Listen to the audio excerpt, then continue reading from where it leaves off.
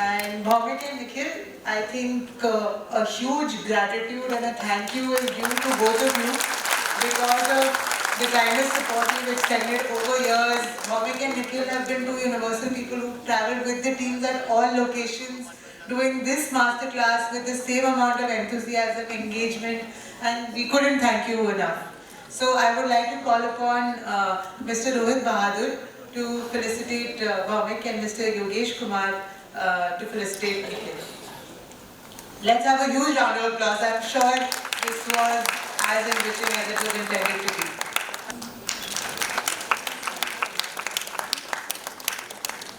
Round of applause for Nikhil and Bhavik once again. Thank you so much. Today we have an illustrious panel with us in terms of discussing the relevance for rural development. We started this edition and symposium series. This symposium series we started in 2017 from Patna, where we were for a monitoring visit for one of our HCL grant winner going to school. I remember we were Nidhi, myself, and our education team, since they were the education partner. We were there. We just went there for the event, and we were doing the monitoring visit for their field of the proposed project which they proposed for HCL grant. And second day we were launching HCL grant edition 2, and that's when Nidhi just said, let's do a symposium, let's call the NGOs who are here in Patna. And believe me guys, we just within one day, with the help of one NGO, we gathered 20 NGOs there in a very small conference room. We started this symposium journey, and today you can see this full house. And first of all, a round of applause for the entire team who has been traveling from May 30th.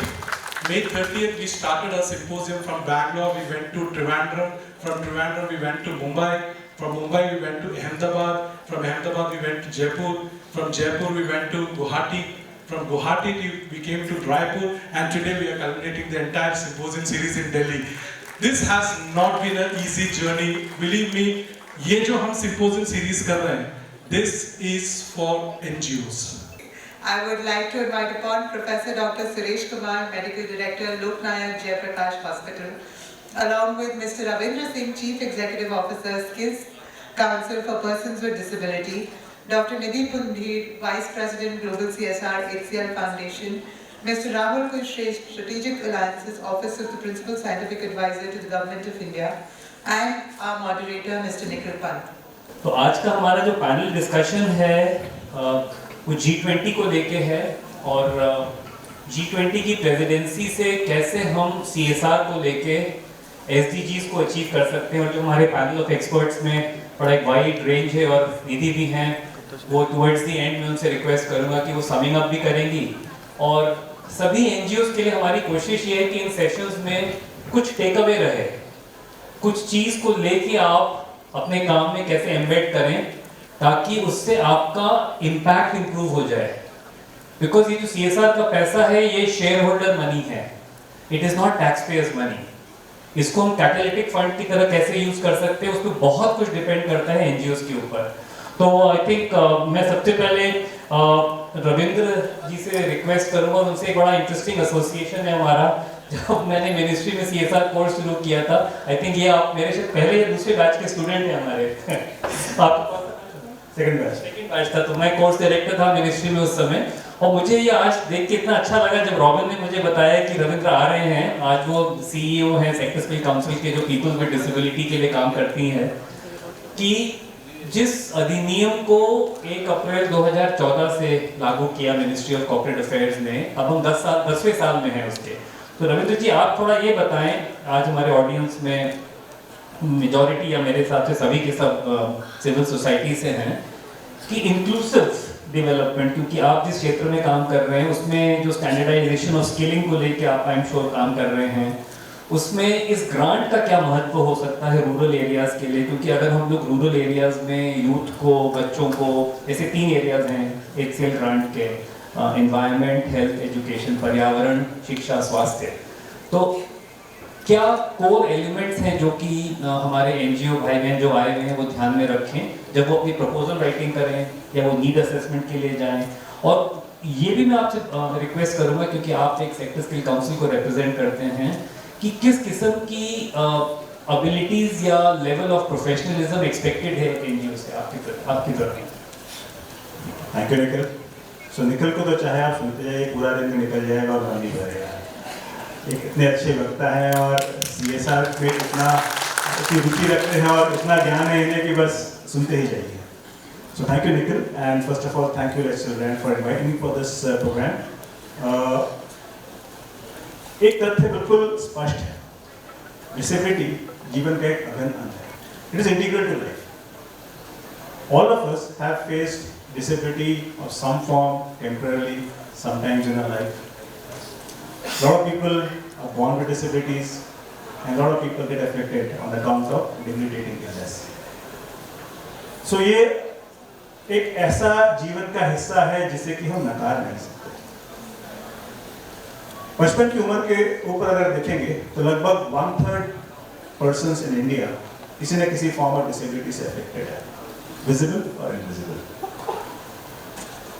Second, जब हम just share some small facts, जैसे हम NEET की बात करते हैं, not in education, employment and training, 30% युवा आज के जो है नीट वर्ग में आते हैं।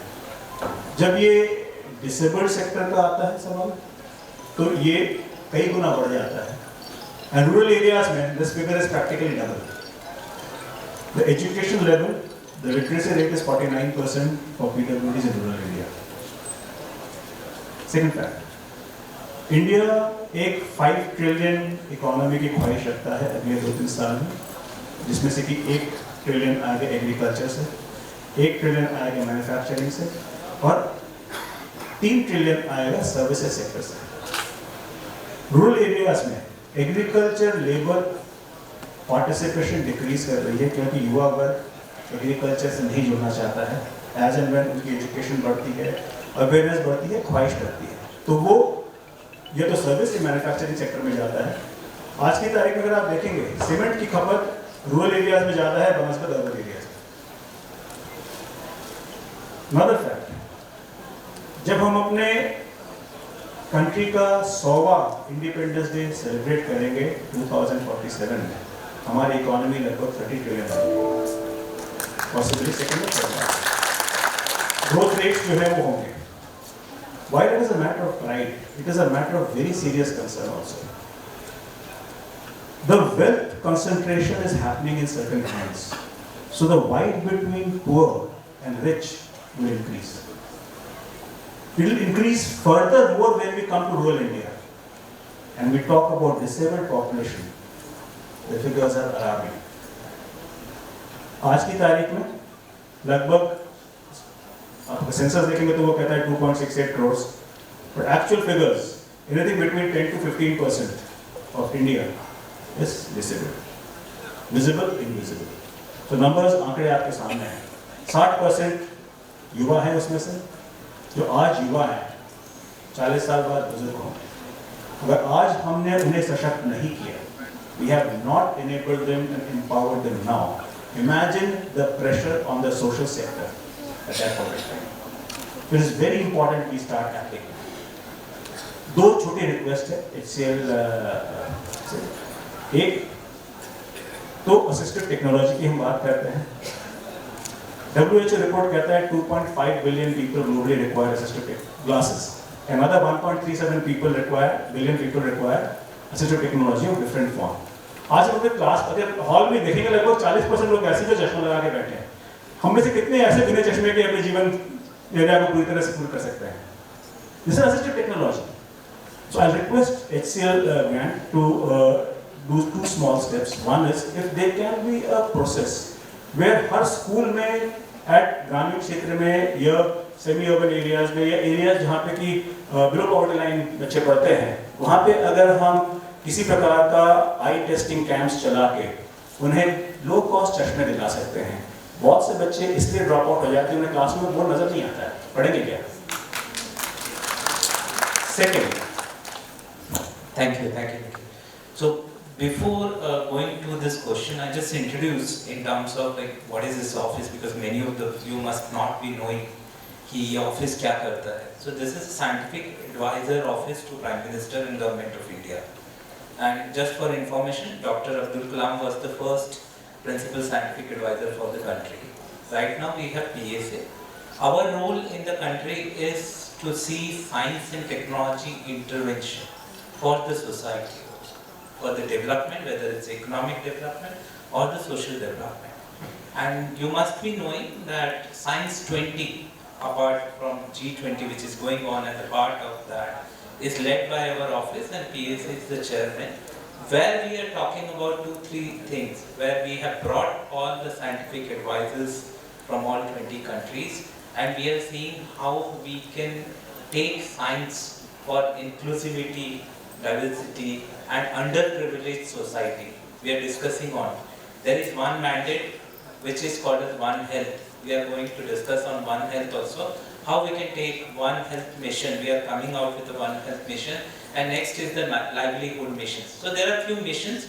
This office comes out with a lot of missions for the country, like quantum, in technologies also like quantum, green hydrogen, and related to the social development also.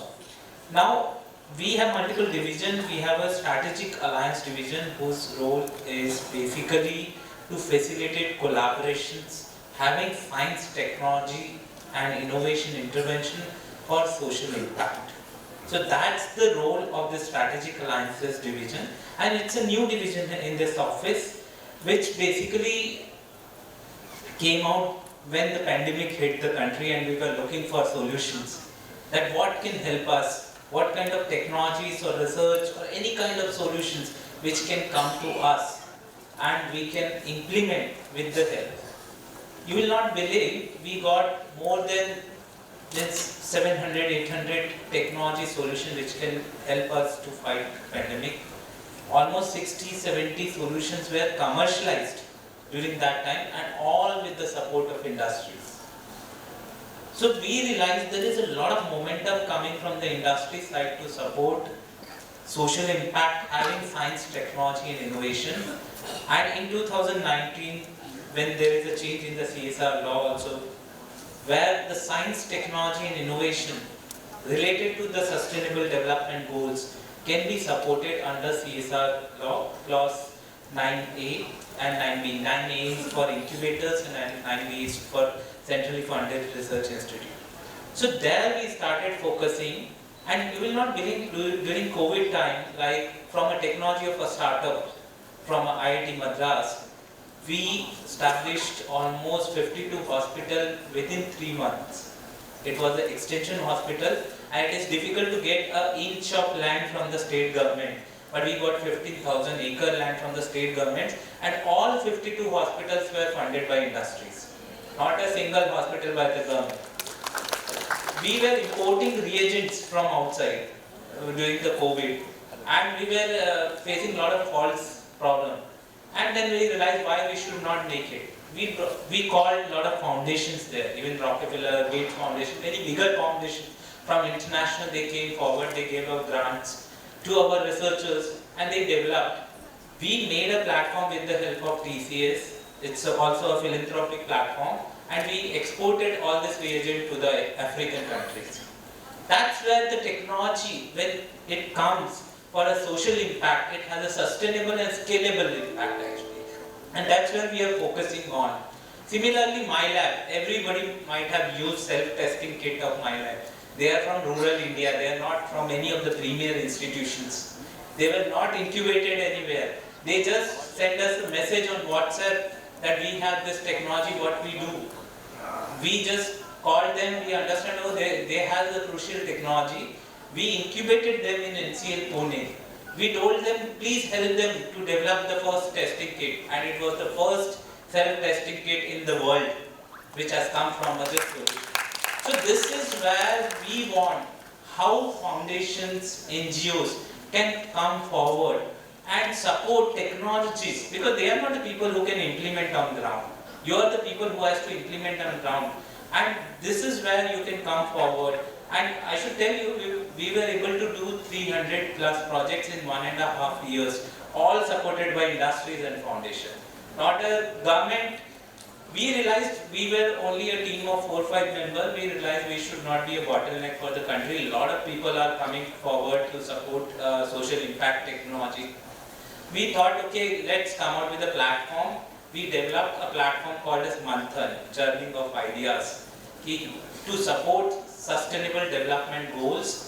Now all industries automatically they come on the platform, they throw their challenges, foundations, even you will not believe, Elon Musk XPRIZE Foundation came on Manthan platform, given $100 million decarbonization fund. 800 foundations and NGOs applied to this from the platform. And after that they realized it's so important, they have given the third challenge for wildfire related solutions.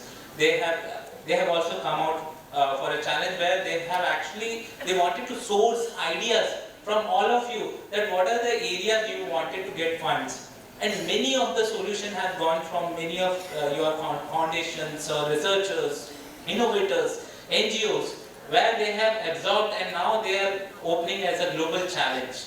And many of the Indian people, they are applying to it. So that's how this Manthan platform, manthan.gov.in, you can come here, you just note it down, you can visit there. NGO can play two roles. One is whether you are looking for any technology intervention in your projects for implementation, you can scout for technology. Second is industries, because you will say 99% of opportunities which come on this platform, it comes with a fund. It's not like events and all this. It is funding. It is for ground implementation. Whatever you will see, 300 success stories are there on the platform, which is ground implementation. We had set up astronomy labs in the rural areas, which was supported by one of the foundations and NGOs. We brought the data from NASA. We gave the children who had not seen the science teachers also in their life, not good quality of science teacher. We gave them those asteroids related data to scout for asteroids. You will not believe, 16 students from the rural India, they have scouted. And 2 students have been taken as a master trainer by NASA to train in the world. So those kind of scientific interventions for social impact. We have made somebody said about PSU, so we made a robot for a sewage cleaning, which is supported by GAIL. And that robot now we are giving through a society to the woman whose husband has been died during manual scavenging. So sewage cleaning kind of robots. So those are the areas we want. There are many ideas. I am saying supporting artisans. How we can support, especially in the Rajasthan, you have like mojris and different kind of very historic and artistic things. But those people are literally struggling for their livelihood. With the help of our IIT Jodhpur and NIFT, National Institute of Fashion Design, we are making a platform for them. And to do 2 things, one is the design intervention and the digital interventions. How we can connect them to the market access.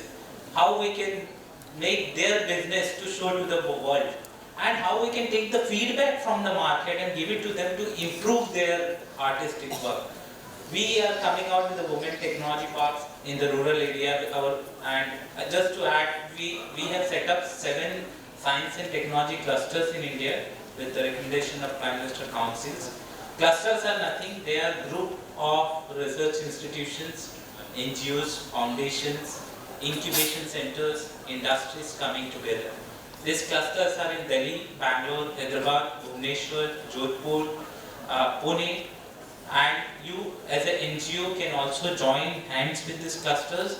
If you have some projects which is very innovative in nature, you can add with them, you can actually implement, and many of the NGOs, they are a part of our clusters. For example, under the Amrit Sarovar, where we are cleaning our water reservoir in Bhubaneswar and also in the Hyderabad rural area, we identified many of the NGOs who can have a community engagement, and we brought a body which is IIT.IIT, which is an alumni body for the IITs, all IITs, they have supported with the technology intervention how you can clean the water reservoirs, and they have used that desilting which you are taking out from the water reservoirs for the as an organic manure for the farmers in those areas.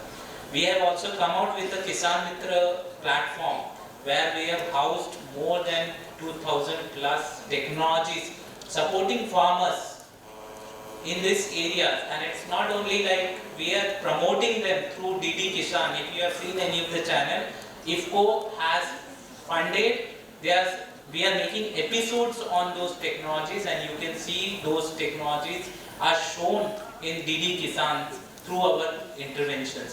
पहले मैं छोटा सा background देता हूँ कि Covid में हमने क्या किया और कैसे HCL फाउंडेशन ने PM केयर ने हमें सपोर्ट किया, किस तरह से हम 26,500 लोगों का लाइफ बचा पाए, the highest in the country.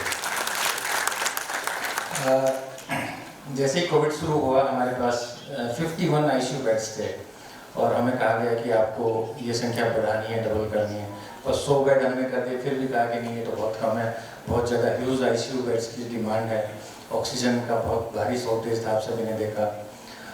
हमने बहुत कम समय में 500 ICU बेड्स बनाए, 500 HDU यानी कि हाई डिपेंडेंसी यूनिट्स के बेड्स तैयार किए। उसके साथ साथ रामलीला मैदान में हमने अलग से एक हॉस्पिटल बनाया। इसके साथ साथ कॉमनवेल्थ गेम में निधि मैडम के साथ HCL ग्रांट से हमने बहुत बड़ा एक हॉस्पिटल बनाया जिसका कि टेक्निकल सपोर्ट हमारे पास था, डॉक्टर्स नर्सिस की टीम हमारे पास थी और बाकी सारा ये देख रहे थे। और हमने लगभग 825 डिलीवरी कोविड पॉजिटिव मदर्स में कराई। जब उस टाइम कोविड में कोई भी अस्पताल, चाहे वो एम्स हो या गंगाराम या अपोलो, कोई डिलीवरी नहीं करा था कि कोविड पॉजिटिव हो गया वो सारे लोग नाइट में आ रहे। तो 825 डिलीवरी जिसमें 300 से ज़्यादा सीजरियन सेक्शन थे। तो उस टाइम अलग से हमने OT बनाए, अलग से नर्सरी की व्यवस्था की, और ये सारा एक टीम वर्क था जिसमें गवर्नमेंट के जो संसाधन इंफ्रास्ट्रक्चर पर्याप्त नहीं था, उसमें हम सारे NGO, सारे जो अभी किसी व्यक्ति ने कहा कि सेंट्रल गवर्नमेंट और जो पब्लिक सेक्टर से सपोर्ट नहीं मिला, हमें बहुत ज़्यादा सपोर्ट पब्लिक सेक्टर से मिला, PM केयर से मिला, HCL फाउंडेशन से मिला। बहुत सारा पहले ये था कि आप बाहर के किसी भी सेक्टर से ग्रांट्स नहीं, से आपका तो गवर्नमेंट अस्पताल है, आप नहीं ले सकते। हमारे पास एम्बुलेंसेज की कमी थी। निधि मैडम से हमने कहा कि हमारे पास हम ambulance, advance life support ambulance नहीं है। नेक्स्ट डे इन्होंने हमारे पास 5 एम्बुलेंस खड़ी कर दी वहाँ पर, और इतने सारे लोग उस एम्बुलेंस की वजह से बच पाए क्योंकि उसमें वेंटिलेटर भी था। तो ये सारा जो हमने देखा पिछले पेंडेमिक में, कोविड में, कि एक टीम वर्क रहा जिसकी वजह से लोकनायक को यूनाइटेड नेशन की असिस्टेंट सेक्रेटरी जनरल हमारे यहाँ पे है और हमें अप्रिशिएट किया कि आपने सबसे ज़्यादा कंट्री में काम किया। मनसुख मांडविया जी ने हमें अवार्ड दिया है कि हाईएस्ट नंबर ऑफ पेशेंट्स लोकनायक में ठीक होके गए। वो इसीलिए क्योंकि हमारा एक विजन था, एक टीम वर्क था, और सारे जो सेक्टर्स हैं, पब्लिक प्राइवेट पार्टनरशिप थी, जिसकी वजह से ये संभव हो पाया। अभी मेरे से मैडम ने कहा कि आपको रूरल एरिया में कैसे हम G20 के बैकग्राउंड में किस तरह से हम अपनी सर्विसेज को रूरल एरिया में कैसे बढ़ा सकते हैं, कैसे अच्छा कर सकते हैं। Dear friends, you all know that health spending is very low in our country. 2.1% GDP का हेल्थ पे खर्च होता है। यदि हम देखें UK में, USA में, जापान में, जहाँ पे 10% से ज़्यादा GDP का हेल्थ पे खर्च होता है। यानी हेल्थ एक बहुत बड़ी प्रायोरिटी है, हेल्थ एंड एजुकेशन। किसी भी देश में यदि सिटीजन्स हेल्दी रहेंगे तो उनका प्रोडक्शन का लेवल बढ़ेगा, उनका मेंटल सेटिस्फेक्शन ज़्यादा रहेगा, वहाँ शांति रहेगी और लोग ज़्यादा से ज़्यादा जो ह्यूमन इंडेक्स है उसको अचीव कर पाएंगे। हमने देखा कि भारतवर्ष में 60 से 70% आबादी लगभग गांव में रहती है। मैं खुद एक राजस्थान के एक छोटे से विलेज में मेरा जन्म हुआ और मैं बीकानेर में पढ़ के MBBS करके फिर जयपुर गया, फिर एम्स में गया और फिर यहाँ पर मुझे देश की सेवा करने का मौका मिला। तो ये जो मैंने देखा कि राजस्थान के, जैसे मैं आपको एग्जांपल देता हूँ कि राजस्थान के कुछ प्राइमरी हेल्थ सेंटर ऐसे हैं, even some of the districts are where you have problem with electricity. आपने अस्पताल बना दिए, वहाँ पर बिजली नहीं है, पावर बैकअप नहीं है, वहाँ पर ऑपरेशन थिएटर नहीं है, वहाँ पर माल न्यूट्रिशन की बहुत ज़्यादा प्रॉब्लम है, वहाँ पर ऐसे इश्यूज हैं, यहाँ पे स्कूल हेल्थ का मेजर इश्यूज है। अब आजकल मैंने देखा है कि मेरे पास काफ़ी सारे पेशेंट्स आते हैं कि जिनको कि बर्थ डिफेक्ट्स ज़्यादा हो रहे हैं, काफ़ी सारे एनवायरमेंटल इश्यूज हो रहे हैं, वहाँ पे एक्सट्रीम ऑफ वेदर की वजह से आपने देखा होगा कि हीट वेव से ही लास्ट वीक 100 से ज़्यादा डेथ यूपी और बिहार में हुआ। So we need to see more and more in जैसे कि WHO ने कहा कि हेल्थ एक ऐसा स्टेट है जो health is a state where you don't have the absence of disease, but it's a complete state of physical, mental, social and spiritual well-being. So you have to see all the aspects, not only in a particular adult population, but you have to see in the infancy, in the adolescence, in the adults, in the maternal health, in the geriatric population. अभी हमारी जो average lifespan है बड़ी तेजी से बढ़ रही है। भारतवर्ष में जो तरक्की हो रहा है, जो इकोनॉमिक डेवलपमेंट हो रहा है, उसकी वजह से लोग ज़्यादा से ज़्यादा आयु को प्राप्त कर रहे हैं। हमने काफ़ी सारे देखे कि एल्डरली में काफ़ी सारी हेल्थ इश्यूज आते हैं और पर्टिकुलरली गांव में ज़्यादा इश्यूज आते हैं क्योंकि गांव में पर कैपिटा इनकम और भी कम है। So we have to see in that aspect कि उन लोगों को हमारे NGOs की तरफ से मदद मिले जहाँ पे सरकार कुछ नहीं कर पा रही है।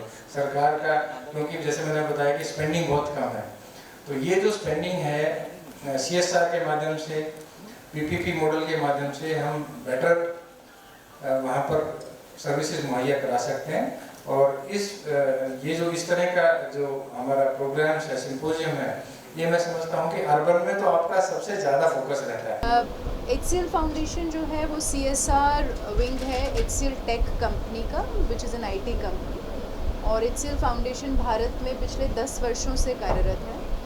उसके तहत एक फ्लैगशिप प्रोग्राम है HCL टेक ग्रांट, जो नॉन गवर्नमेंट ऑर्गेनाइजेशंस को दी जाती है एक अवार्ड के स्वरूप में in the form of a project.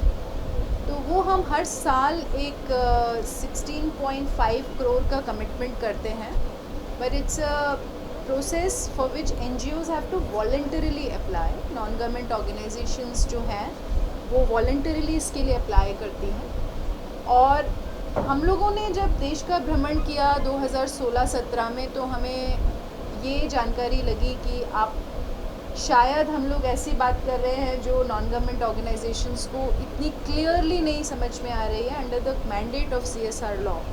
तो वहाँ हमें लगा कि कैपेसिटी बिल्डिंग की ज़रूरत है। वहाँ हमें लगा कि जो भी योजनाएं सरकारी, गैर सरकारी, कॉर्पोरेट्स ग्रांट के फॉर्म में चल रही हैं, उनको ज़रूरत है कि हम NGOs तक पहुँचाएँ। तो हमने एक सिम्पोजियम्स की हमने वहाँ पर पहल ली, जिसमें कि हम इनवाइट करते हैं उस पर्टिकुलर स्टेट की सारी NGOs को।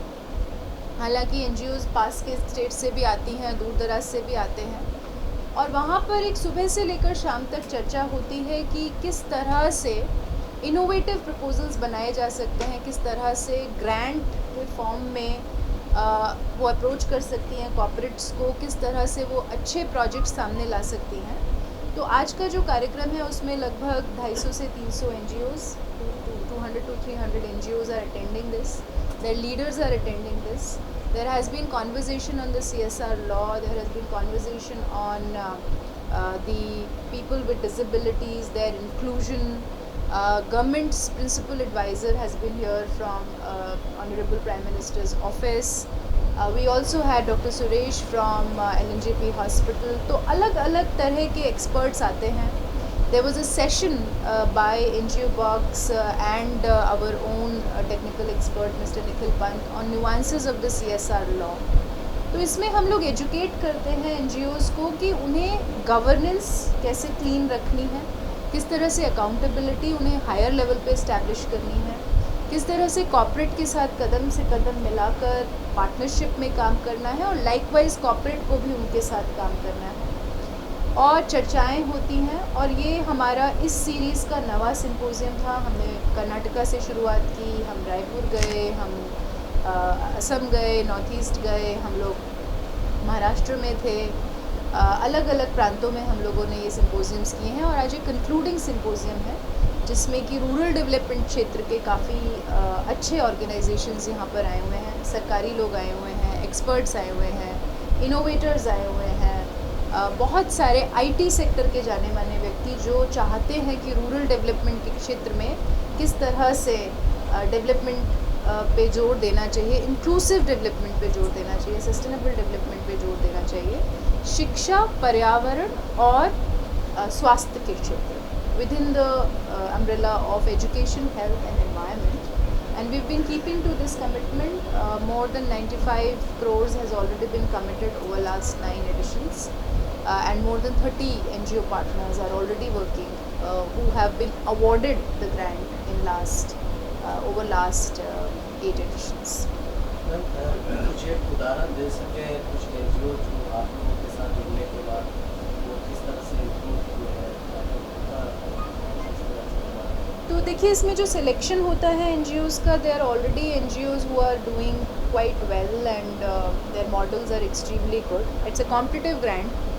इसमें 16,000 रजिस्ट्रेशंस आए थे, तो उनमें से 3 का सिलेक्शन होता है, जो 5 करोड़ की ग्रांट प्रति श्रेणी in the categories of education, health, environment in each we get. तो मैं कहूँगी कि दोनों ही तरफ से लर्निंग होती है. उनके जो ग्रास रूट लेवल मॉडल हैं उससे कॉर्पोरेट्स काफ़ी सीखते हैं, और हमारी तरफ से गवर्नेंस में जो एक उनका जो कैश फ्लो हो गया, या उनके ऑडिट मैकेनिज़म्स हो गए, या मॉनिटरिंग मैकेनिज़म्स हो गई, या डेटाबेस को कैसे स्ट्रेंथन करना है, टेक्नोलॉजी को कैसे इस्तेमाल में लाना है, टीम वर्क कैसे करना है, मोटिवेशन कैसे होना है, तो इन सब चीज़ों पे काफ़ी लर्निंग होती रहती है, और दोनों ही तरफ से लर्निंग होती है. It's a partnership model. ज़्यादातर जितने भी प्रोजेक्ट्स चल रहे हैं हमारे, उसमें पब्लिक प्राइवेट पार्टनरशिप का काफ़ी महत्व है, कि केवल ऐसा नहीं है कि कॉर्पोरेट एक ग्रांट दे रहा है और हम लोग बात करें कि NGO से इम्प्लीमेंट करेगा. उसमें सरकारी तंत्र के साथ मिलकर कैसे काम करना है, कम्युनिटीज़ के साथ कैसे काम करना है, उस पर भी बात है. Doctor Balbir, as you told us, since 10 years, 15 years, you are granting it to different NGOs. So what is the achievement till now and to date? तो देखिए, इसमें काफ़ी बड़ा अचीवमेंट रहा है. अगर मैं एक्सेल फाउंडेशन, आंकड़े आपको मिल जाएंगे, पर अगर मैं एक्सेल फाउंडेशन की ही बात करूं तो लगभग 5 मिलियन लोगों तक हमारी रीच है. 20 स्टेट्स में काम हो रहा है. और सबसे बड़ा अचीवमेंट अलग अलग क्षेत्रों में, एजुकेशन में बात करें तो children with visual impairment, girl child education, बिल्कुल ही जो छूटे हुए तबके हैं, लड़कियां जो अभी भी हमारे देश में वंचित रह जा रही हैं शिक्षा से, IT education for women, CBOs की बात करें, community based organisation, skill development की बात करें, हेल्थ के क्षेत्र में बात करूं तो maternal and child health, Nagaland जैसे देश में जहां पर मैटरनल मोर्टेलिटी बहुत ज़्यादा थी, आज की डेट में ऑलरेडी 5 साल के प्रोजेक्ट से हमारे पास ऐसे गांव हैं जहां पर 0 मैटरनल मोर्टेलिटी रेट अचीव हो चुका है HCL ग्रांट के माध्यम से.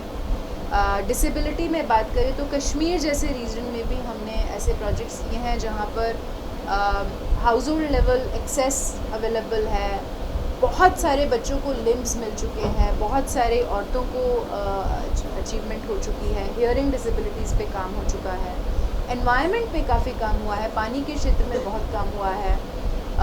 और अभी जो लेटेस्ट ग्रांट्स गई हैं वो बीच क्लीनिंग, ओशन क्लीनिंग, जो ओशन में प्लास्टिक है उस पर भी काफ़ी रिसर्च हुई है कि कैसे उसको निकाल के रिसाइकल किया जाए.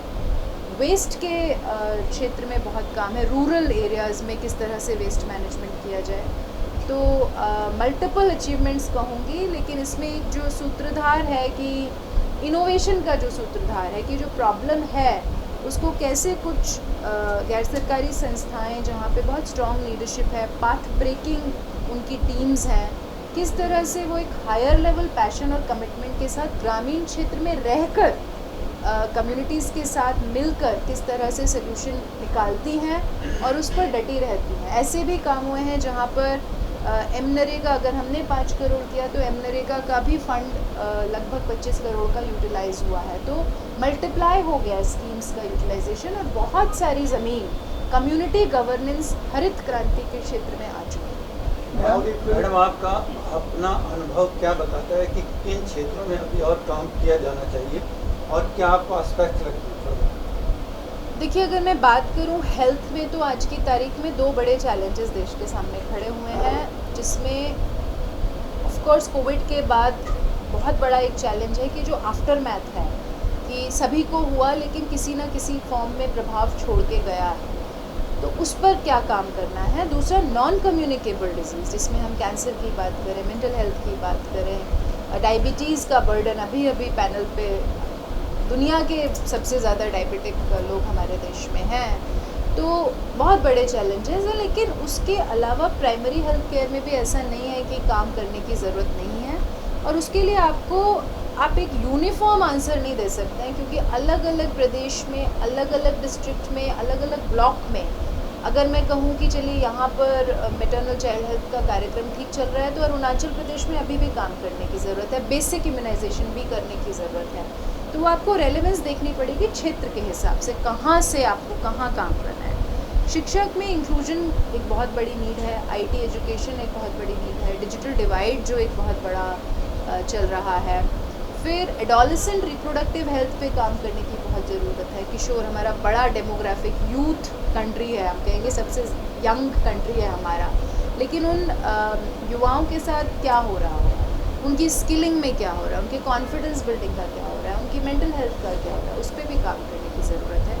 और पर्यावरण तो पूरे ही मतलब अभी ऐसा है कि एक बिल्कुल ही नया क्षेत्र है, कोई भी काम पर्यावरण में करें तो वो अच्छा है। पानी के पर काम करिए, वाटर बॉडी रिजुविनेशन करिए, वाटर हार्वेस्टिंग करिए, स्ट्रक्चर्स बनाइए, रेन वाटर कैच कीजिए, एफॉरेस्टेशन पे काम करिए, नेटिव स्पीशीज़ पे काम करिए, घर में कचरा कूड़ा सेग्रीगेशन पे काम करिए, प्लास्टिक पे काम करिए। इतनी बड़ी नीड खड़ी हो गई है कि अगर हम देश का आधा संसाधन भी लगा दें तो शायद पूरा ना पड़े।